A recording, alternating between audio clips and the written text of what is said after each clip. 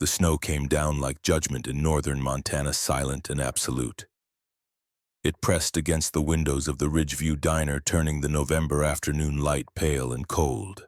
Inside, warmth existed only because the ancient heater fought hard for it, rattling and ticking in the corner like a tired heart refusing to quit. Marcus Holloway sat in the corner booth with his back to the wall, a habit earned through 7 years as a Navy SEAL and reinforced by 4 tours that taught him exits mattered more than entrances. He was 39 years old, tall and lean in a way that spoke of discipline rather than fortune. His sandy hair cut in a tight buzz that revealed the first silver threads at his temples. A short, neatly trimmed beard framed his jaw, and a thin scar ran along the bone like an old signature from a fight he'd won, but hadn't walked away from cleanly. He wore a faded denim jacket over a gray thermal shirt, jeans that had seen better winters, and boots that knew more miles than most men walked in a lifetime. His hazel eyes moved constantly, reading the room without seeming to look at anyone directly. The watchfulness wasn't paranoia. It was survival. Beneath the table, lying flat against the worn linoleum, was Ace. The Belgian Malinois was 6 years old, compact and powerfully built, his fawn coat darkened along his back and face by a black overlay that made his amber eyes seem almost golden when the light caught them right.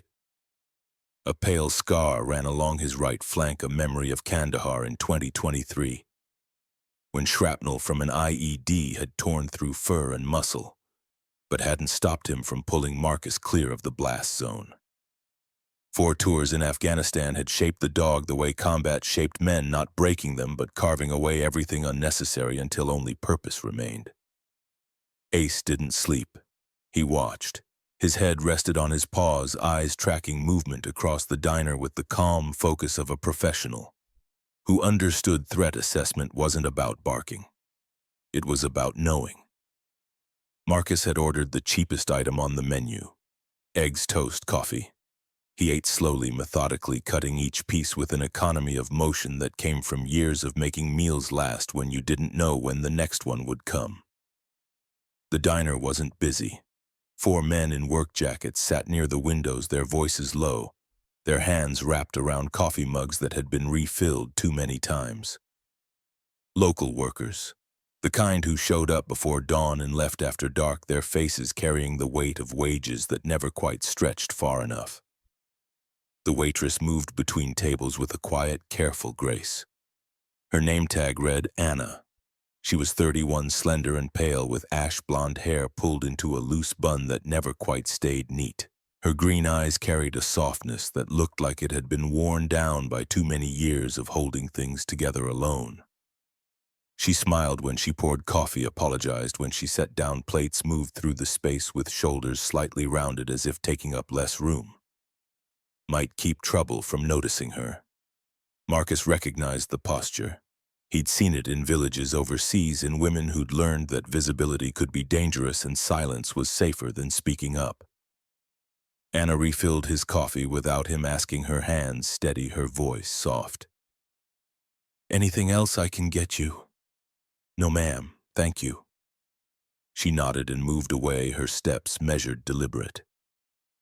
Behind the counter, the owner stood near the register, a man in his early 60s with thick shoulders and hands scarred by decades of underground labor. His name was Vincent Garrett, Vince to those who knew him long enough. He'd been a miner until the mines closed, then opened the diner because he needed something that wouldn't abandon him the way the company had. His hair was thin and gray, his posture slightly stooped, but his eyes were sharp. He saw things, remembered them, said nothing unless the moment demanded it. The bell above the door rang sharp and sudden, cutting through the low murmur of conversation. The room went quiet in the way places do when something unwanted walks in. Sheriff Caldwell Thornton stepped inside, and the air seemed to tighten around him. He was 51 years old, tall and heavy through the chest and waist.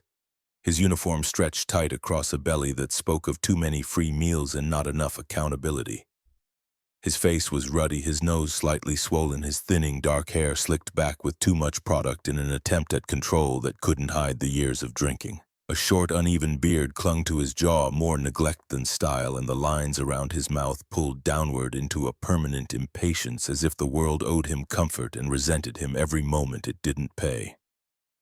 His hand rested near the grip of his sidearm, not because he feared anything in this diner, but because he enjoyed the reminder of what the badge and the weapon made possible. Caldwell didn't greet Vince. He didn't nod at the customers. He looked at people the way you look at furniture you expect to obey you. The four workers dropped their eyes toward their cups. Anna's hands tightened around the coffee pot for half a beat, then forced themselves loose again, because her body remembered what happened when she showed fear or anger. Caldwell sat at the counter and barked an order without saying please. "Coffee, black, and get me the special." Anna moved quickly, carefully, her voice soft. "Yes, sir." She set the mug down in front of him, and for a moment everything looked like it would pass. The way it always passed, quiet, ugly, survivable, until her elbow clipped the edge of the pot. Coffee splashed across the counter, a few drops hitting Caldwell's sleeve. The slap sounded like a crack of wood breaking sharp enough to cut through the diner's still airs and land in every chest like a fist. Anna's head snapped to the side. She stumbled half a step, her bun loosening, a strand of blonde hair falling across her cheek. Her face went still in the stunned way bodies go still when they're trying to decide whether pain is real or whether admitting it will make it worse. A red mark bloomed instantly along her cheekbone. She didn't scream. She didn't cry. Her hand rose halfway, then stopped, hovering as if touching her face might turn the moment into something officially true. Caldwell stood over her, breath thick with alcohol and contempt, eyes bright with the satisfaction of being watched and not challenged. "Watch what you're doing," he said, voice loud enough for everyone, the tone of a man performing power. "You people get lazy when you think nobody's paying attention." The phrase "you people" hung in the air without choosing a target, which made it worse. It could be Anna. It could be anyone Caldwell wanted to shrink. No one spoke. Vince stayed behind the counter, jaw tight, hands flat on the surface as if holding himself down. The four workers stared at their plates like they contained instructions for survival. One of them clenched his jaw so hard the muscle jumped, but he kept his hands wrapped around his cup because he knew how fast a town could turn against someone who didn't have the right last name or the right history. Anna swallowed, straightened slowly, and forced a small apology that didn't belong to her. "I'm sorry, Sheriff. It won't happen again." Marcus saw it all and did not move. He didn't stand. He didn't speak. His posture remained easy, shoulders relaxed, hands calm on either side of his plate. But his eyes stayed on Caldwell, steady and unblinking, without the heat of anger and without the softness of pleading. Beneath the table, Ace's body shifted. The dog's muscles tightened like a drawn wire, his short coat rippling as tension coiled through him. His amber eyes locked onto Caldwell's boots, his breathing shallow, controlled. A low vibration of readiness hummed in his chest, not quite a growl, but the promise of one. Marcus's foot pressed lightly against the dog's shoulder. Barely a touch. A private signal. Ace stayed down, disciplined, silent, because he had been trained to wait for permission the way other dogs waited for food. Marcus's silence wasn't weakness, it was restraint. A controlled decision not to feed the scene with reaction. But Caldwell didn't understand restraint. In Caldwell's world, the loud ruled and the quiet submitted. He turned then, scanning the diner for eyes that looked away, for bodies that flinched, and his gaze landed on Marcus, on the faded denim jacket, on the calm face, on the dog hidden mostly under the booth, on the absence of apology in Marcus's posture. Caldwell misread the stillness as fear and the quiet as surrender, and something in his expression curled into a smirk, the look of a man who had found a new object to press down, just to prove he could. Marcus held his gaze without challenging it, without lowering his eyes either. Present in a way that didn't beg and didn't threaten. The moment stretched, taut, fragile. Then Caldwell laughed once, loud and sudden, a sound meant to humiliate, and turned back to the counter. "Bring me that special," he said to Anna, waving a hand dismissively, "and clean this mess up." Anna moved quickly, grabbing a towel, her hands shaking just enough to see if you were watching closely. Marcus finished his meal without haste, the kind of measured pace that suggested he did not intend to be hurried out by tension or authority. When he was done, he stood slowly, pulled 2 20s from his wallet, and walked to the counter. Vince looked up, startled, as Marcus placed the bills down carefully. "That covers mine," Marcus said quietly, his voice steady and polite. "And what was missed earlier?" He nodded toward Caldwell's plate. The sheriff had a habit of walking out without paying, and everyone in the diner knew it. Vince's fingers trembled slightly as he took the money, not because of the amount, but because someone had acknowledged the debt without making a spectacle of it.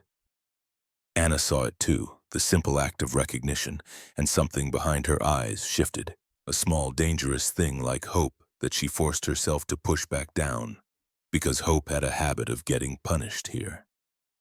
Marcus turned away from the counter and reached into the pocket of his jacket. He removed a small scrap of paper already folded and placed it beneath the edge of his plate. Not drawing attention, not explaining. On it was a phone number written in careful block letters. No name, no unit, no context, just a number that belonged to a line he no longer used often. A relic of a life where calls were short and decisions carried weight. Beneath the number, in the same precise handwriting, "Truth protects. Call any time." He did not look at Anna when he left it there, because he understood that asking someone to meet your eyes could feel like asking them to risk something they weren't ready to risk yet. Marcus walked toward the door, Ace rising smoothly and falling in at his side, and that was when Caldwell moved. The sheriff positioned himself in the doorway with an easy confidence. One boot angled outward, body turned just enough to block passage without appearing overt, a trick learned through repetition. He rested one hand on the grip of his handgun thumb, brushing the worn leather of the holster in a casual, practiced motion meant to remind everyone who decided how situations ended in this town. The diner seemed to shrink around him, walls pressing inward, the exit suddenly theoretical rather than real. "Leaving already?" Caldwell said, voice carrying the lazy drawl of a man who enjoyed hearing himself speak when others had to listen. His eyes flicked briefly to Ace, then back to Marcus's face. Measuring. The Malinois stopped when Marcus stopped, muscles tensing but contained gaze fixed on Caldwell's midsection, reading balance and intent the way he had been trained to do. Marcus did not raise his hands. He did not touch the dog. He stood with his shoulders relaxed, posture easy, as if he were waiting for permission to exit a private home rather than a public space. "Yes, sir," he said, nothing more, his tone respectful without submission. Caldwell stepped closer, crowding the space deliberately, his hand still near the gun. "Funny," he said, eyes narrowing. "You don't look like most drifters." The words were bait, and the room knew it. One of the workers glanced up briefly, then looked down again. The reflexive caution of a man who had learned that someone else's confrontation could spill onto anyone nearby. Vince shifted his weight behind the counter, the memory of things he'd kept quiet about heavy in his chest. Anna stood frozen near the coffee pot, her eyes flicking between Marcus and Caldwell, calculating what the next movement would cost everyone in the room. Marcus did not answer the comment because he understood that explanations were invitations, and invitations could be twisted into permissions. Silence used correctly was a boundary. Caldwell's gaze dropped briefly toward Ace, lips curling. "Big animal. Yours?" "Yes, sir." The single word, measured, final. For a moment Caldwell said nothing, and in that moment the diner held its breath again, each person calculating what the next movement would cost them. Then Caldwell's hand came up fast. The slap was open-palmed and vicious, catching Marcus across the left cheek with enough force to turn his head. The sound snapped through the diner like a board breaking under sudden weight. Marcus staggered half a step more from surprise than pain, the taste of iron blooming briefly on his tongue. But he did not raise his hands. He did not reach for Caldwell. He did not shout or curse or plead, because instinct and discipline both told him that the second after impact was where men made irreversible mistakes. Beneath the table, Ace surged to his feet in a blur of muscle and intent. A low growl rolled up from his chest, raw and immediate, his body angled forward, weight shifting to his front legs as every line of training screamed that his handler had been attacked. Marcus's voice cut through the sound before it could become something else. "Stay!" The command was firm, precise, delivered without volume but with absolute authority. And Ace stopped mid-motion, muscles still quivering, ears pinned forward, eyes locked on Caldwell while his body lowered back to the floor. Obedience wrestled into place by years of repetition and trust. A ripple of shock moved through the diner. Chairs scraped softly as people shifted without standing. Anna's hand pressed to her mouth.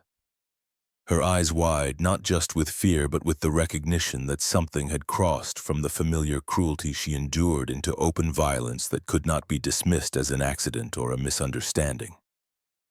Vince felt his chest tighten painfully, old Miner's lungs struggling as he watched the scene he had feared for years finally unfold in front of witnesses who would not forget it. And near the far end of the counter, Deputy Ryan Montgomery felt his stomach drop as the sound of the slap echoed in his ears. Ryan was 24 years old, clean-cut and careful, his uniform too new. His posture too rigid with the anxiety of someone still trying to prove he belonged. He had grown up 2 counties over, the son of a mechanic who taught him that authority was earned by consistency, not fear.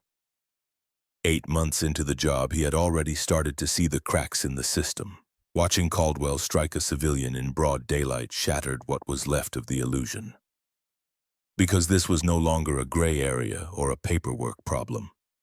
It was a crime happening in plain sight, and his training offered no comfort for how to stop it without destroying himself in the process. Caldwell smiled, a short, ugly curve of the mouth that fed on reaction, and he raised his hand again, enjoying the moment, enjoying the power of being able to strike a man who did not beg or break. Marcus shifted then, not forward, not in anger, but sideways, turning just enough that the second blow cut through empty air. Caldwell's momentum carried him past balance, his boot catching the edge of a chair leg. The space was too tight, the diner too crowded with bodies and furniture for recovery. Caldwell went down hard, crashing into a table. Plates clattered and shattered across the floor. Coffee sloshed and spilled as he hit the linoleum in a tangle of limbs and fury. For a fraction of a second, no one breathed. The sound of broken ceramic hung in the air like punctuation. Caldwell pushed himself up, his face flushing a deeper red as humiliation replaced satisfaction. Because losing his footing meant losing the script, and losing the script meant losing control. His hand flew to his sidearm, fingers wrapping the grip as the metallic click of the holster echoed louder than it should have in the confined space. "On the ground!" he shouted, voice cracking with rage and authority intertwined. "You're resisting!" The words came automatically. A charge built to justify whatever followed. Marcus did not argue, did not raise his voice, did not attempt to explain physics or intent to a man who was no longer listening. Slowly and deliberately he lowered himself to the floor, lying flat on his stomach, hands moving behind his back in a controlled motion that communicated compliance without surrender. His attention split between Caldwell's unstable breathing and the living tension of Ace behind him. "Stay," Marcus said quietly. The word meant for the Malinois alone, and Ace obeyed, lowering himself again with rigid discipline, eyes never leaving Caldwell. His body a coiled line of restraint held in place by command rather than fear. Ryan stepped forward, his hands shaking slightly as he pulled the cuffs from his belt. His face was pale, his jaw tight. He looked at Marcus once, just once, and saw something in the man's calm that made him feel ashamed. But he snapped the cuffs on anyway because he didn't know how to do anything else. Caldwell advanced, knee-pressing into Marcus's back as he forced the man's wrists together. The cuffs snapped shut with unnecessary force. Each click a declaration meant to be heard and remembered. Anna flinched at the sound, tears welling despite her effort to contain them because she recognized the ritual now, the way the narrative would be written without her voice, unless something changed. Outside, cold air rushed in as the door opened and the sound of a police radio crackled briefly before Caldwell dragged Marcus to his feet and pushed him toward the exit, his grip rough, his jaw clenched, his eyes scanning the room as if daring anyone to speak. No one did. The workers remained seated, shoulders tight. Vince stood behind the counter, hands trembling as he gripped the edge. Anna sank onto a stool, her face pale, her mind racing through consequences she had always feared and now could no longer avoid. Ryan followed Caldwell outside, moving like a man in a dream he couldn't wake from. At the threshold, Ace was halted by Caldwell's shouted order. "Tie that dog up!" Another deputy stepped forward, older, heavier, with tired eyes and a resigned posture. Someone who had learned to follow instructions because resistance had not paid off in a long time. He avoided Ace's gaze as he looped a length of chain around the dog's collar and clipped it to a metal post near the diner's entrance. Ace stood still through it all, chest rising and falling, eyes tracking Marcus as he was pushed toward the cruiser. Because training did not erase loyalty, it only taught it patience. Marcus was placed in the back seat, the door slamming shut with a finality that echoed down the empty stretch of road. And as the cruiser pulled away, taillights disappearing into the gray afternoon, the diner was left behind in a silence that felt heavier than before. The kind of silence that pressed down on a town until it either cracked or suffocated. Anna sat behind the counter, her cheeks still burning, her mind replaying the moment Marcus had left the note, the number. The words, "Truth protects." Vince bent slowly to pick up the broken plates, his hands shaking as he gathered the pieces because he understood that once blood had been drawn in public, pretending ignorance was no longer an option. Ryan stood outside in the cold, his breath fogging the air as he watched the cruiser disappear. The image of Marcus lying calm and still on the floor burned itself into his memory because something in him knew that whatever happened next would decide what kind of officer and what kind of man he would become. And outside, chained to a post in the November cold, Ace waited. He did not bark. He did not whine. He simply sat head high, amber eyes fixed on the direction the cruiser had gone, because his handler had given him an order. Stay. And so he would. Until Marcus came back, or until the world ended, whichever came first. The first night in the cell stretched like a wound that wouldn't close. Marcus sat on the narrow bench, his back against the cold concrete wall, his breathing measured and deliberate. The fluorescent light above hummed its mechanical hymn, never sleeping, never dimming, turning time into something without beginning or end. He had been in worse places, cells in Kandahar that smelled of blood and diesel fuel. Rooms in Mosul where the walls were pocked with bullet holes and the floor was stained with things he tried not to think about. This was cleaner, quieter, but no less a cage. Marcus closed his eyes and counted breaths, 1 through 10, then again, a meditation his instructor had taught him during SEAL training back when he still believed that discipline could protect you from anything. 4 tours had taught him otherwise. Discipline couldn't stop IEDs. Couldn't bring back the 4 men who died in that Mosul ambush in 2018 because intelligence was wrong and backup was late, and Marcus was the only one who walked away. Discipline couldn't stop his wife from leaving 2 years later, tired of the nightmares, tired of the silences, tired of living with a man whose body came home but whose mind stayed in the desert. But discipline could do one thing. It could keep you functional when everything else fell apart. Marcus opened his eyes and looked at the ceiling. Somewhere beyond these walls, Ace was chained in temperatures that would kill him if nobody intervened. Marcus had to trust that someone would. Had to believe that Claire Morrison's kindness was real, that her promise to check on the dog wasn't just words meant to comfort a stranger. Trust was hard. The system had taught him that trust got people killed. But sometimes when you had no other options, trust was all you had left. At 11:17, footsteps echoed in the hallway. Marcus didn't move, didn't stand, didn't tense. He simply waited, his body relaxed, his mind alert. The cell door opened. Sheriff Caldwell Thornton stepped inside alone. His uniform was still on, but his tie was loosened, his face flushed. The smell of whiskey preceded him into the small space, thick and sour. He moved with the careful precision of a man who had practiced walking straight after drinking and mostly succeeded. He stood for a moment looking down at Marcus, his expression caught between satisfaction and something uglier. Something that fed on private moments more than public performances. "You made a mistake today," Caldwell said, his voice low and almost conversational. "Coming into my town, thinking you could play hero." Marcus said nothing. He kept his hands resting on his thighs, his posture relaxed, his eyes steady on a point just past Caldwell's shoulder. Eye contact was engagement. Engagement was what Caldwell wanted. Marcus gave him nothing. Caldwell stepped closer, crowding the small space close enough that Marcus could smell the whiskey on his breath and see the burst capillaries in his nose. "I want you to understand something," Caldwell continued, dropping his voice even lower. "This isn't the first time someone thought they could stand up to me. There were 4 others over the last 3 years, good men, men with families, men who thought they were doing the right thing." He paused, letting the silence stretch, waiting for Marcus to react. Marcus's breathing stayed even, his face gave nothing away. "They all disappeared," Caldwell said, leaning in. "Every single one. No bodies, no investigations, just gone. And you know what? Nobody remembers their names anymore. Nobody asks where they went. The world moved on and they became nothing."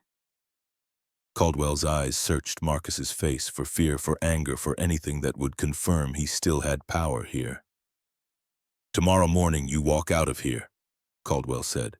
"No charges, clean record, but you get in that piece of shit truck, you take that dog and you disappear, because if I see you again, if I even hear that you're still in this county, you'll be number 5. He straightened, satisfaction returning to his face. "And nobody will remember your name either." Marcus met his eyes then, just for a second, long enough for Caldwell to see something that wasn't fear and wasn't anger, something colder, something that calculated and waited. "Do we understand each other?" Caldwell asked. Marcus said one word, quiet, final. "Yes." Caldwell held his gaze for another moment, then turned and walked out. The cell door clanged shut behind him. His boots faded down the hallway. The mechanical lock clicked into place. Marcus sat in the silence that followed, listening to the fluorescent light hum, feeling the cold seep through the concrete into his bones. Then he moved. Slowly, careful not to make noise, Marcus reached down and felt along the inside seam of his left boot. His fingers found the small, hard shape tucked into a hidden pocket sewn into the leather. A burner phone. Basic. Disposable. The kind you could buy at any gas station with cash and throw away when you were done. Caldwell's deputies had searched him when they brought him in. They had taken his wallet, his keys, his belt, standard procedure. But they had not checked the boots carefully enough because men who relied on authority rather than thoroughness made predictable mistakes. Marcus powered on the phone, cupping his hand around the screen to hide the faint blue glow. He had memorized the number years ago. A contact from his last deployment. A man named James who had left the military the same way Marcus had disillusioned but not broken and found work with the FBI's Organized Crime and Trafficking Unit. Marcus typed out a message. Brief, precise. Ridgeview Mountain, Sheriff Caldwell Thornton. Trafficking suspected. Multiple missing persons 2020 to 2024. Pattern visible. Evidence available locally. Urgent, contact soonest. He hit send, watched the message disappear into the encrypted network, then powered off the phone and tucked it back into the boot. Now it was a matter of time, and patience, and trusting that the system, broken as it was, still had people in it who cared about the truth. Marcus lay back on the bench, folded his hands behind his head, and closed his eyes. Sleep came in fragments. Brief intervals of darkness interrupted by the sound of footsteps, the clang of doors, the murmur of voices from other parts of the building. He dreamed of Kandahar, of the blast that had torn through his unit's convoy, of Ace pulling him clear while shrapnel tore through the dog's side, of the promise he had made holding his bleeding partner in the Afghan dust. "No one hurts you again. I swear it." Marcus woke with that promise heavy on his chest, knowing he had already broken it.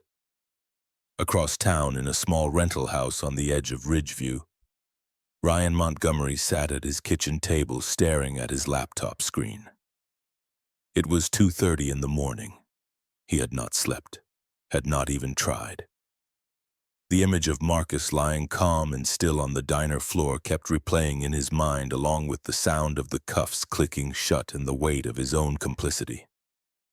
Ryan was 24 years old, young enough to still believe the badge meant something, old enough to have started seeing the cracks. He had grown up in a house where rules mattered. His father, Tom Montgomery, had been a deputy for 26 years. A good man, a quiet man, the kind who came home tired but never bitter, who believed that wearing the uniform meant serving people, not controlling them. Until the end. Ryan opened a browser and typed into the search bar, "Missing Persons Ridgeview, Montana 2020 to 2024. The results loaded slowly, rural internet, but eventually the screen filled with names, faces, dates, 11 people, 11 individuals who had vanished from Ridgeview or the surrounding area over the last 4 years. No bodies found, no arrests made, no cases solved. Ryan clicked through them one by one, his chest tightening with each name. Jessica Tran, 22. Last seen at a gas station in Wolf Point. May 2021. Rebecca Santos, 19. Disappeared from a truck stop near Shelby. August 2021. Caitlin Foster, 23. Never came home from her shift at a diner in Cutbank. January 2022. The files were sparse. A few pages of initial reports, witness statements that led nowhere, photographs of young women smiling at cameras, unaware that these images would become the last evidence of their existence. And at the bottom of each file, the same notation: investigation suspended, no evidence of foul play, case closed. Ryan's hands shook as he scrolled. He knew these closures were wrong, knew that investigations didn't just stop unless someone with authority wanted them to stop. He thought about his father, about the story Tom had told him once late at night on the back porch after too many beers and too many years of stunts. There had been a case in 2020, a missing woman, 23 years old. She had worked at a gas station on the highway. Tom had been assigned to investigate. He had found evidence. Credit card transactions that placed her at a truck stop 60 miles away. Security footage showing her getting into a vehicle with plates registered to a shell company. Tom had followed the lead, had written detailed reports, had requested assistance from state police, and then Caldwell had called him into the office and told him to drop it. Tom had refused. 2 weeks later, he had been placed on administrative leave for conduct unbecoming. A formal investigation had been opened into allegations that Tom had falsified evidence in an unrelated case from 3 years prior. The allegations were fabricated. Everyone knew it. But the investigation dragged on for 8 months, destroying Tom's reputation, draining his savings on legal fees, turning colleagues into strangers who wouldn't meet his eyes. By the time the investigation was quietly dropped, Tom had already submitted his retirement papers. He was 51 years old, too young to retire, too broken to continue. He had never spoken directly about what had happened, but Ryan had seen the way his father's hands shook when he read the newspaper, the way he avoided driving through Ridgeview, the way he looked at Ryan when Ryan told him he was joining the sheriff's office. "Just be careful, son," Tom had said, his voice rough. "Not everyone wearing a badge is on the same side." Ryan closed the laptop and stood pacing the small kitchen. His heart pounded. His mind raced through options, through scenarios, through the terrible arithmetic of what would happen if he did nothing and what would happen if he did something. At 3:15 in the morning, he made his decision. He grabbed his jacket, his keys, and drove to the station through empty streets slick with ice. The building was mostly dark, only the night shift deputy manning the front desk, Deputy Frank Willis, 62 years old, 3 months from retirement, a man who had learned to keep his head down and his mouth shut. Ryan nodded to him casual. "Forgot something in my locker." Willis waved him through without question, his eyes already back on the small television behind the desk. Ryan walked down the hallway, his boots echoing on linoleum, his pulse loud in his ears. He reached the evidence and records room. The door was locked, but every deputy had a key. Standard access for filing reports. Inside the room smelled of dust and old paper and the slow decay of forgotten things. Rows of filing cabinets lined the walls. Shelves held boxes of evidence bags labeled and dated, most of them years old. Ryan went to the computer terminal in the corner and logged in with his credentials. His fingers moved quickly across the keyboard, navigating through databases, searching for anything related to the missing persons cases. Most of the digital files were sparse, perfunctory. Initial reports filed, then nothing. But the physical files were different. Ryan pulled open cabinet drawers, scanning labels until he found what he was looking for. Case file 2020-087. The woman his father had investigated. The case that had ended Tom's career. The folder was thick, dozens of pages, witness statements, photographs, credit card records showing transactions across 3 states, detailed notes in his father's careful handwriting documenting patterns, timelines, possible suspects, and at the bottom, stamped in red ink, investigation suspended by order of Sheriff C. Thornton. No evidence of foul play, case closed. Ryan photographed every page with his phone, the camera flash lighting up the dim room in quick bursts. His hands were steady now. The fear had burned away, leaving something colder and more focused in its place. When he finished with that file, he pulled 3 more. Other missing persons cases, other investigations that had been closed too quickly. He photographed everything, transferred the images to a USB drive, deleted them from his phone, closed the files, returned them to the cabinets exactly as he'd found them. He logged out of the computer, erased his access history as best he could, and walked back down the hallway. Willis didn't look up as Ryan passed.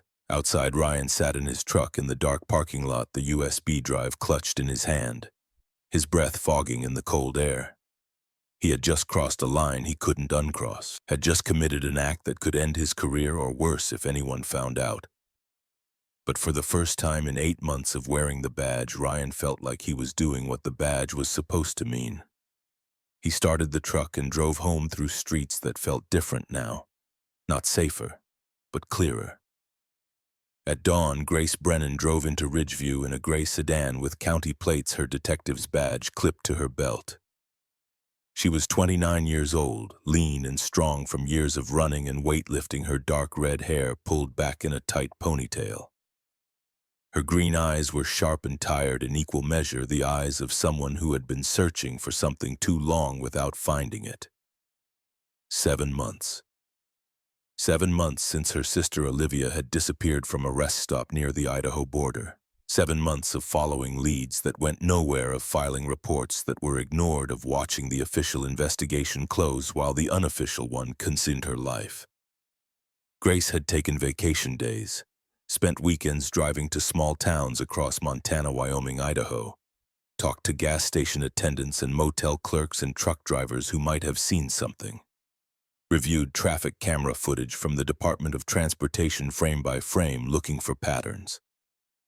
And slowly, impossibly, a pattern had emerged. 11 women, ages 18 to 30. All disappeared from rural areas within a 200-mile radius. All within the last 4 years. All cases closed within weeks. And in 6 of those cases, Sheriff Caldwell Thornton had been present in the area within 72 hours of the disappearance. Not close enough to be obvious, not direct enough to prove anything, but there, always there, a shadow in the background of tragedy. Grace had documented everything: dates, locations, traffic camera stills showing Caldwell's personal vehicle on highways he had no official reason to be traveling, credit card records obtained through carefully worded requests to contacts who owed her favors. But she had no proof of a crime, just a pattern, just a suspicion that felt like certainty in her chest but would never hold up in court.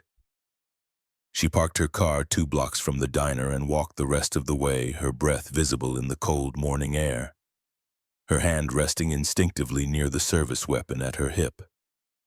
She found Ryan Montgomery sitting in his truck in the diner parking lot, engine running, staring at the building like he was trying to decide whether to go inside or drive away forever. Grace knocked on the window. Ryan startled, his hand moving toward his weapon before he recognized her. He rolled down the window, his face pale, his eyes red-rimmed from lack of sleep. "Detective Brennan," he said, his voice tight. "What are you doing here?" "I could ask you the same thing, Deputy." Ryan looked at her for a long moment, his jaw working, something breaking behind his eyes. Then he reached into his jacket and pulled out a USB drive. "I think we need to talk," he said. While Ryan and Grace were meeting in secret, while Marcus sat in his cell counting hours while the wheels of justice began their slow, grinding turn. Ace waited. The dog had been chained to the post in front of the diner for 26 hours now. The temperature had dropped to 6 degrees overnight. Snow had fallen steadily since midnight, accumulating on his back and head, melting against his body heat, soaking through his coat. Ace's body shivered despite the thick fur. His paw pads were cracked and bleeding from standing on ice-covered concrete. His throat was dry, his stomach empty. But he did not lie down, did not whine, did not bark. He simply sat head high, amber eyes fixed on the road where the cruiser had taken Marcus. Because his handler had given him an order. Stay. And so he stayed. At 7 in the morning, Claire Morrison found him for the third time. She had been coming every 4 hours since the first night, bringing water and food and blankets, sitting with him in the cold. Talking to him in a soft voice that Ace's ears registered but his mind ignored because nothing mattered except the road and the waiting. Claire knelt in the snow beside him now, her knees soaking through her hands, red and numb. She had brought a thermos of warm water and a bowl. She poured carefully, setting the bowl in front of Ace. The dog lowered his head and drank, lapping the water gratefully, but his eyes never left the road. Claire wrapped a fresh blanket around his body, tucking it tight against the wind. She pulled a sandwich from her bag, leftover roast beef from her own dinner, and broke it into pieces, holding one out. Ace sniffed it, turned his head away. "Please eat," Claire whispered. "You need to eat." But Ace would not, could not. Because eating meant accepting that this was normal, that this was sustainable, that Marcus might not come back today or tomorrow or ever. And Ace could not accept that. Claire sat with him for an hour, her hand resting lightly on the blanket. Her presence a small comfort in a world that had become nothing but cold and waiting. When she finally stood to leave, her knees stiff and aching, she looked down at the dog and felt tears sting her eyes. "He's lucky to have you," she said softly. "I hope he knows that." Ace's ear flicked toward her voice, but his eyes stayed on the road, always on the road. They met in the basement of the abandoned church on the outskirts of town. The same place where secrets had been whispered for 100 years before the congregation dwindled and the building was left to weather and time. The basement was dry, at least, cold but dry. No windows, one entrance, private. Grace sat on a folding chair that had been left behind her laptop, open on a makeshift table built from old boards and cinder blocks. Ryan stood nearby, arms crossed, watching as she inserted his USB drive and began scrolling through the files. Her expression remained controlled as she read, but her breathing quickened. Her fingers moved faster across the trackpad. "This is good," she said finally, her voice quiet but intense. "This is really good. Your father did solid work." "But it's not enough," Ryan said. It wasn't a question. Grace closed the laptop and looked at him directly.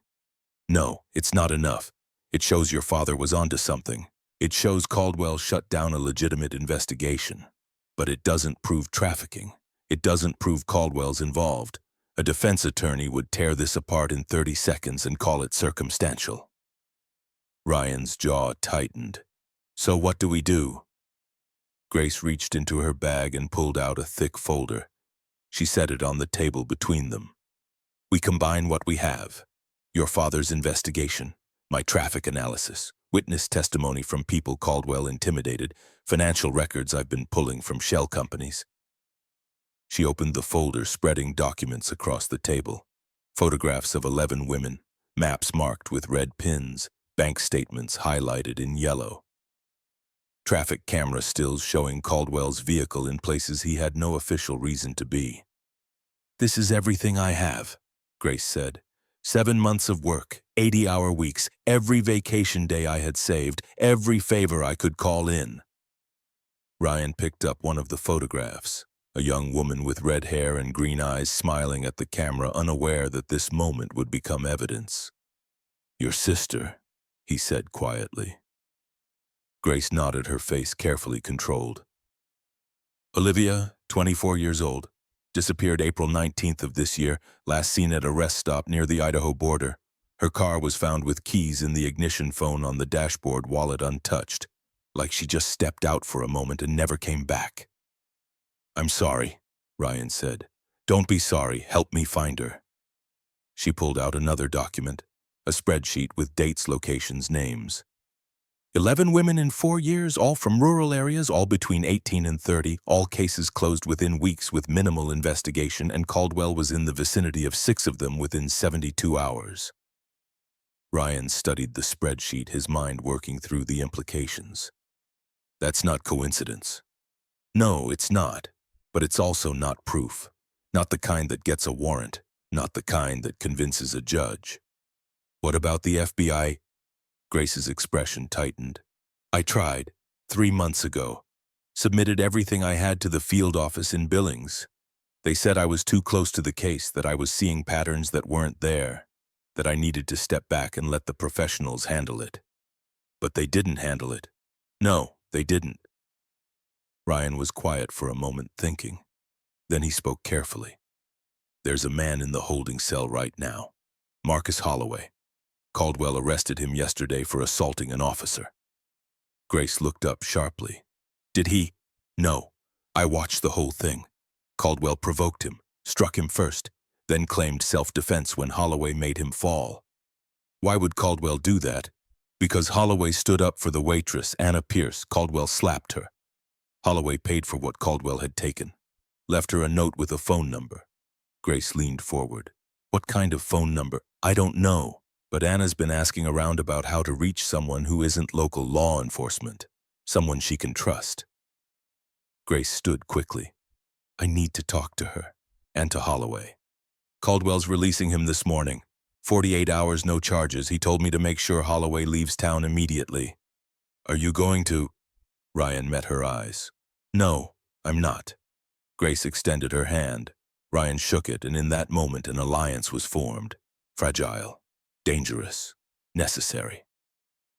At the diner, Anna Pierce stood in the small office behind the kitchen, staring at the piece of paper Marcus had left. The phone number, the words, truth protects, call any time. Her hands shook as she held it. The bruise on her cheek had faded to yellow-green, but the memory of the slap was still sharp, real in a way that made her chest tight. Vince knocked on the doorframe, startling her. You going to call? He asked. Anna looked at him, at this man who had kept her employed when other places wouldn't hire a woman with a record of instability, who had quietly deleted security footage when Caldwell demanded it but kept copies hidden in a metal cabinet that bore the scars of his own battles. I don't know, she said. What if it makes things worse? Vince stepped into the office and closed the door. He moved to the corner, unlocked the bottom drawer of the filing cabinet with a key he kept on a chain around his neck. Inside were envelopes. USB drives. Years of evidence. I kept every recording Caldwell made me erase. Vince said, his voice low and rough. Every threat. Every assault. Every time he walked out without paying. Every time he made someone disappear from the narrative. Anna stared at the collection. Why didn't you report this? Vince laughed, a short, bitter sound. You think I didn't try? In 2008, I reported safety violations at the mine. Structural problems that were going to kill someone. I had documentation, photographs, engineer reports. He paused, his eyes distant. They fired me 3 days later. Blacklisted me across the state. My wife left, took the kids. I lost my house, my pension, everything, because I thought telling the truth mattered. But you kept recording, Anna said softly, because I couldn't let it all be for nothing. Couldn't let him erase what happened like it never existed. And because I kept hoping that someday someone would come along who could actually do something with it. He looked at Anna directly. That man yesterday, Marcus, when he paid for what Caldwell stole when he left you that number, he reminded me of something I'd forgotten. Sometimes one person standing up is all it takes to change everything. Anna pulled the paper from her pocket and unfolded it, looked at the number, the words, "Truth Protects." She thought about her son Noah, 7 years old, living with his father because a judge had decided she was unstable, because Caldwell had written a report claiming she had threatened him, had shown signs of mental illness, was unfit to parent. None of it was true, but truth didn't matter when power wrote the narrative. She thought about the 11 people who had disappeared, the families who had stopped asking questions because asking questions invited attention, and attention brought consequences. She thought about Marcus sitting in a cell waiting. "Yes," she said. "I'm going to call." She pulled out her phone and dialed the number. It rang twice before a woman's voice answered, professional and calm. "This is Grace Brennan." Anna's voice shook slightly. "My name is Anna Pierce. Marcus Holloway left me your number. I have information about Sheriff Caldwell." There was a pause. Then Grace spoke, and Anna could hear the shift in her tone, the sharpening of attention. "I'm listening." Anna took a breath and began. She told Grace everything, about the slap, about the years of harassment that preceded it, about the report she had filed in 2022 that had disappeared within days, about losing custody of Noah because Caldwell had fabricated evidence. She told Grace about Vince's archive, about the recordings, about the pattern of abuse and intimidation that stretched back years and touched dozens of lives. When she finished, Grace was silent for a long moment. "Anna," she said finally, her voice gentle but firm, "I need you to do something for me. Gather everything Vince has and keep it somewhere safe. Don't tell anyone else about this yet. Can you do that?" "Yes." "Good. Someone will come to you soon, someone you can trust, and when they do, we're going to make sure Caldwell never hurts anyone again." Anna hung up and looked at Vince. "She's coming," Anna said quietly. "She said someone's coming." Vince nodded, his eyes bright with something that looked like relief mixed with fear. "Good," he said. "It's about damn time." Outside, the second night was falling, temperature dropping, snow beginning again. And Ace, still chained to the post, still watching the road, entered his 36th hour of waiting. His body was shutting down. Hypothermia, dehydration, starvation. But his mind remained locked on one command: stay. And so he stayed, because loyalty wasn't loud, it was constant, and Marcus had told him to stay. So he would stay until Marcus came back, or until his body gave out, whichever came first. The message reached Agent Helen Dawson at 4:30 in the morning, pulling her from a sleep that had never been deep to begin with. She was 53 years old, a veteran of the FBI's Organized Crime and Trafficking Unit, and she had learned long ago that the calls that mattered most always came when the world was still dark.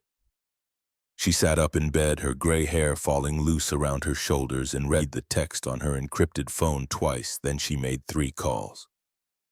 The first was to her partner. The second was to the field office in Billings. The third was to a contact at the Department of Justice who owed her a favor and had the authority to move mountains when the situation demanded it. By 6 in the morning, she was on a plane. By 9, she was pulling financial records on Sheriff Caldwell Thornton and cross-referencing property registrations across 3 states. By noon, she had enough to justify a preliminary investigation. By 2 in the afternoon, she had enough to get a warrant. The sun was low on the horizon when the holding cell door opened for the second time in 48 hours. Marcus looked up from the bench, his body still relaxed, his mind still calm, and saw not Caldwell, but a younger man in a deputy's uniform. Ryan Montgomery stood in the doorway, his face pale but determined, his hands steady as he unlocked the cell. "You're free to go," Ryan said quietly. "No charges." Marcus stood slowly, his joints stiff from sitting, and walked to the door. He stopped in front of Ryan, studying the younger man's face. Caldwell's orders? Marcus asked. Yes. He tell you to make sure I leave town. Ryan met his eyes. He did. You going to make sure I do? Ryan was silent for a moment. Then he shook his head just once. No, sir, I'm not. Marcus nodded slowly. Thank you, Deputy. Ryan handed Marcus a clear plastic bag containing his wallet, his keys, and his belt. There's a woman waiting outside. Detective Brennan. She wants to talk to you. About what? About her sister, and about the 11 other people who disappeared from this area in the last 4 years. Marcus took the bag, his expression unchanged. But something shifted behind his eyes. A recognition, a confirmation of what he had already suspected. He followed Ryan down the hallway and out through the front entrance of the station. The cold air hit him like a wall, sharp and clean after 2 days of recycled institutional air. Grace Brennan stood near the entrance, her arms crossed against the cold, her red hair catching the late afternoon light. She was tall and lean, her posture straight, her green eyes direct and assessing. Mr. Holloway, she said, I'm Detective Brennan, Cascade County. I need to talk to you. Marcus looked past her toward the street where his truck sat in the impound lot across the road, and beside it, still chained to the post in front of the diner, was Ace. In a minute, Marcus said. He walked across the street, his stride long and purposeful. Grace and Ryan followed at a distance watching. Ace saw him coming from 100 feet away. The dog's head lifted, his ears came forward. His entire body went rigid with attention, every muscle taut with the effort of staying in place when instinct screamed to run. Marcus knelt in the snow beside him, his hands moving to the chain, unclipping it from the post. The metal was ice-cold, brittle in his fingers. Ace did not jump, did not bark, did not make a sound. He simply pressed his body against Marcus, his weight solid and warm, his breathing quick and shallow, shaking not from fear, from relief. Marcus's hand sank into the thick fur at Ace's neck, grounding himself in the familiar weight and warmth. His other hand moved over the dog's body, checking for injuries, for frostbite, for signs of distress. Ace's body temperature was low. His paw pads were cracked from the cold. His coat was matted with ice and snow, but he was alive. He was whole. Easy, Marcus said quietly, his voice rough. I'm here. I'm here. He pulled off his jacket and wrapped it around the dog's body, rubbing warmth back into frozen limbs. Ace leaned into the touch, his eyes half closed, his breathing gradually slowing. Claire Morrison appeared from across the street, moving quickly despite the ice on the sidewalk. She carried another blanket and a thermos. I've been checking on him, she said, slightly breathless. Every few hours I brought water, food. He wouldn't eat, but he drank. Marcus looked up at her, and for the first time since entering the diner 2 days ago, his expression softened. Thank you, he said. The words quiet but weighted with more than gratitude. Claire knelt beside them, her hand hovering near Ace's head, asking permission. The dog looked at Marcus, who nodded once. Ace allowed her to touch him, leaning slightly into her hand. He never stopped watching for you, Claire said softly. Not for a second. Marcus stood, lifting Ace carefully into his arms. The dog was 65 pounds of muscle and bone, but Marcus carried him like he weighed nothing. He turned to Grace and Ryan, who had waited in respectful silence. Now I'll talk, Marcus said. They gathered in the basement of the abandoned church, the same place where Grace and Ryan had met hours earlier. Marcus sat on an overturned crate, Ace lying at his feet wrapped in Claire's blanket. The dog's breathing had steadied, but his eyes remained alert, tracking every movement in the room. Grace spread her files across a makeshift table built from old boards and cinder blocks. Photographs, documents, maps with red pins marking locations. 11 women. She began, her voice steady and professional. Ages 18 to 30. All disappeared from rural areas within a 200-mile radius in the last 4 years. All cases closed within weeks with minimal investigation. She pointed to the photographs one by one. Jessica Tran, 22, last seen at a gas station in Wolf Point, May 2021. Rebecca Santos, 19, disappeared from a truck stop near Shelby, August 2021. Maria Chen, 24, left her apartment in Cutbank and never came home. January 2022. Grace's finger stopped on one photograph, a young woman with red hair and green eyes, the same woman from the picture she had shown Ryan earlier. Olivia Brennan, my sister, 24, last seen at a rest stop near the Idaho border, April 2024. Marcus studied the photographs, his expression unreadable. You've been investigating this alone for 9 months. Officially, I'm on leave for personal reasons. Unofficially, I'm following a pattern that nobody else wants to see. She pulled out another set of documents. Traffic camera stills, credit card records, property registrations. Sheriff Caldwell Thornton was present in the vicinity of 6 of these disappearances within 72 hours. His personal vehicle was captured on DOT traffic cameras near the locations. In 3 cases, his credit card was used at gas stations or motels within 5 miles of where the victims were last seen. Ryan leaned forward, his face pale. That's not coincidence. No, Grace agreed. It's not. But it's also not proof, not the kind that would hold up in court, not without witnesses, not without physical evidence. Marcus spoke quietly. You think there's a hub, a place where they're keeping them? It wasn't a question. Grace looked at him sharply. What makes you say that? Because men like Caldwell don't work alone, and because trafficking operations need infrastructure, storage, transportation, a place off the grid where nobody asks questions. Grace nodded slowly. I've been searching property records. Caldwell owns 3 properties under his name, but I found shell companies registered to addresses that don't exist, 14 of them all incorporated in Delaware. And those shell companies own properties in Montana, Wyoming, and Idaho. She spread out a map marked with circles.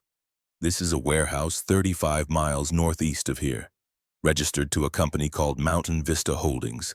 The listed owner is a P.O. box in Delaware, but the property taxes are paid from an account that traces back to Caldwell.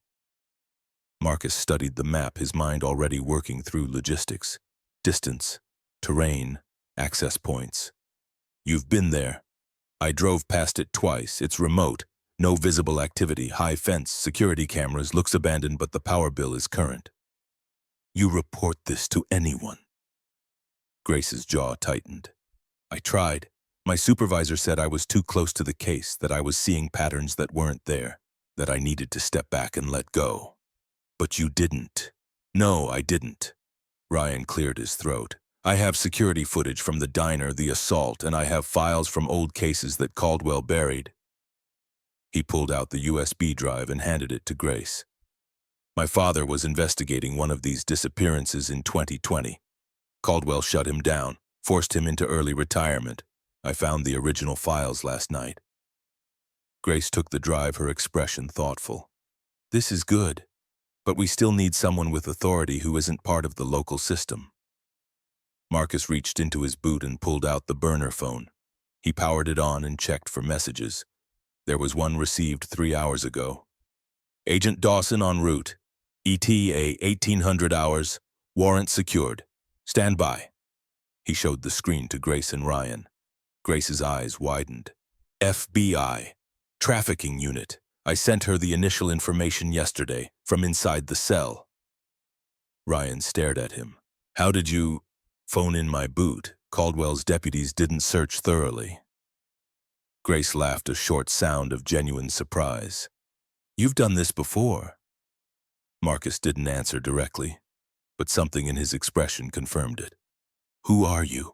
Grace asked quietly. Marcus looked at her for a long moment. Then he spoke, his voice steady and matter-of-fact. I'm nobody. Just someone who knows what it looks like when a system is broken, and what it takes to fix it. At the diner, Anna stood behind the counter, her phone in her hand, the number from Marcus's note pulled up on the screen. Vince stood beside her, his arms crossed, his expression grim. You sure about this? He asked. Anna looked at the envelopes spread across the counter. 14 USB drives, 23 folders, years of evidence that Vince had kept hidden, waiting for the right moment. I'm sure, she said. She pressed call. The phone rang twice before a woman's voice answered. This is Grace Brennan. Anna's voice shook slightly. My name is Anna Pierce. Marcus Holloway left me your number. I have information about Sheriff Caldwell. There was a pause on the other end of the line. Then Grace spoke, her voice calm and professional. I'm listening. Anna took a breath and began.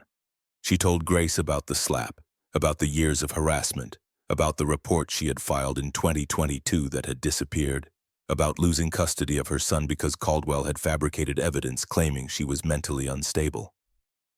She told Grace about Vince's archive, about the footage, about the pattern of abuse and intimidation that stretched back years. When she finished, Grace was silent for a moment. Anna, she said finally, I need you to do something for me. I need you to gather everything you have and keep it safe. Don't tell anyone else about this, not yet. Can you do that? Yes. Good. Someone will come to you soon, someone you can trust. And when they do, we're going to make sure Caldwell never hurts anyone again.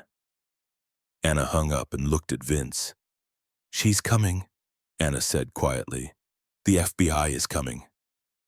Vince nodded, his eyes bright with something that looked like relief. Good, he said. It's about damn time. Agent Helen Dawson arrived in Ridgeview at 6 p.m. driving a black SUV with federal plates. She was followed by 3 more vehicles carrying agents from the Billings field office and a deputy director from the Department of Justice. They parked in front of the sheriff's station, and Helen stepped out. Her gray hair pulled back in a tight bun. Her dark coat buttoned against the cold. She was tall and spare with sharp eyes and a face that had seen too much to be shocked by anything.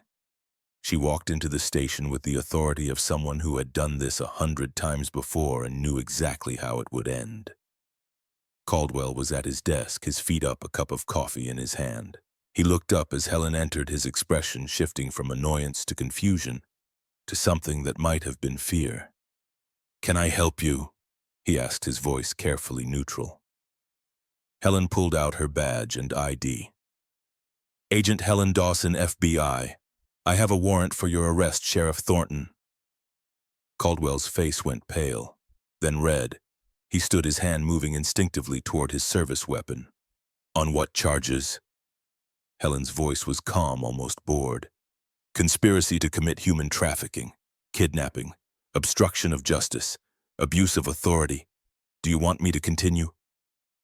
Caldwell's hand dropped away from his gun. This is insane. I don't know what you think you have, but we have financial records showing $3.2 million in unexplained deposits over the last 5 years. We have property records linking you to shell companies that own warehouses in 3 states. We have traffic camera footage placing you at 6 locations where women disappeared. We have witness testimony, we have security footage of you assaulting civilians, and we have a warrant to search the warehouse at Mountain Vista Holdings. Helen stepped closer, her eyes locked on Caldwell's. You're done, Sheriff. Put your hands behind your back. Caldwell stood frozen, his mind racing through options that didn't exist. Around him, his deputies had gone silent, their faces shocked, their hands nowhere near their weapons. Ryan Montgomery stepped forward, pulling out his cuffs. Sheriff Caldwell Thornton, he said, his voice steady despite the trembling in his hands. You're under arrest. The cuffs clicked shut, and for the first time in 29 years, Caldwell understood what it felt like to be powerless. The warehouse raid happened at midnight. FBI tactical teams surrounded the building, cutting power, disabling cameras, moving with the coordinated precision of people who had done this before. Marcus was there, standing with Grace and Ryan at the perimeter, watching through binoculars as agents breached the doors and flooded inside. Ace sat at Marcus's feet, his body tense, his ears forward, listening to sounds Marcus couldn't hear. Easy, Marcus murmured, his hand resting on the dog's head. The radio crackled. We're inside, multiple subjects, female, alive, repeat, we have survivors. Grace's breath caught, her hand went to her mouth. The agents brought them out one by one, 9 women, ages ranging from 19 to 28. Some could walk on their own, others had to be carried. All of them were wrapped in blankets, their faces pale and shocked, their eyes unable to process the sudden brightness of floodlights and freedom. Paramedics rushed forward, guiding them into ambulances, checking vital signs. speaking in soft, reassuring voices. Grace moved forward, her eyes scanning each face desperately. But Olivia wasn't there. Grace's shoulders sagged, her hands clenched into fists. Helen appeared beside her, her face grim. "We found records inside. Ledgers, manifests, lists of names." She handed Grace a folder. Grace opened it with shaking hands. Her eyes scanned the pages, moving down the lists of names and dates and locations, and there near the bottom of the third page she found it. Olivia Brennan, transferred Denver Hub, August 2024. Grace looked up at Helen, her eyes bright with tears she refused to let fall. "She's alive." "According to this, yes. Denver field office is already moving. They'll hit the location within the hour." Grace closed her eyes, her breath coming in short, controlled bursts. Marcus stepped closer, his voice quiet. "They'll find her." Grace nodded, not trusting herself to speak. 2 hours later, the radio crackled again. "Denver team reporting, location secured, 18 subjects recovered, repeat 18 survivors." Helen's voice cut through. "Brennan, Olivia, confirm status." A pause. Then the response came. "Confirmed. Olivia Brennan recovered, alive, requesting medical transport." Grace's legs gave out. She sat down hard in the snow, her hands covering her face, her body shaking with sobs she had held back for 9 months. Marcus knelt beside her, not touching, just present. Ace moved forward and pressed his head against Grace's knee, offering the silent comfort of his warmth. Grace's hand dropped to the dog's head, her fingers sinking into his fur, grounding herself in the solid reality of him. "Thank you," she whispered. "Thank you." The aftermath unfolded over the next 72 hours with the methodical inevitability of dominoes falling. FBI agents executed search warrants on Caldwell's properties. They found bank records documenting millions in illicit transactions. They found manifests listing 47 victims over 11 years. They found photographs and videos that served as evidence in ways that would ensure Caldwell never saw freedom again. 14 officers across 3 states were arrested in coordinated raids. Deputies, sheriffs, state troopers, men who had used their badges as licenses to prey on the vulnerable. The network collapsed not with violence, but with paperwork, warrants, charges, arraignments. Anna testified about the years of harassment, about the falsified reports, about the pattern of intimidation that had kept her silent. Vince handed over his archive.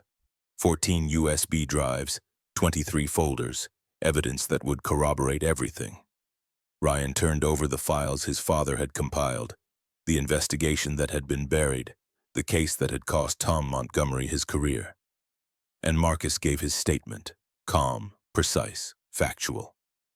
He described the slap, the assault, the threats Caldwell had made in the cell. He did not embellish. He did not dramatize. He simply told the truth. When it was over, Helen found him standing outside the diner, Ace at his side, both of them looking out at the snow-covered street. "Mr. Holloway," she said, "I wanted to thank you. If you hadn't reached out, we might not have moved fast enough." Marcus shook his head. "Wasn't me. It was them. Anna, Vince, Ryan, Grace.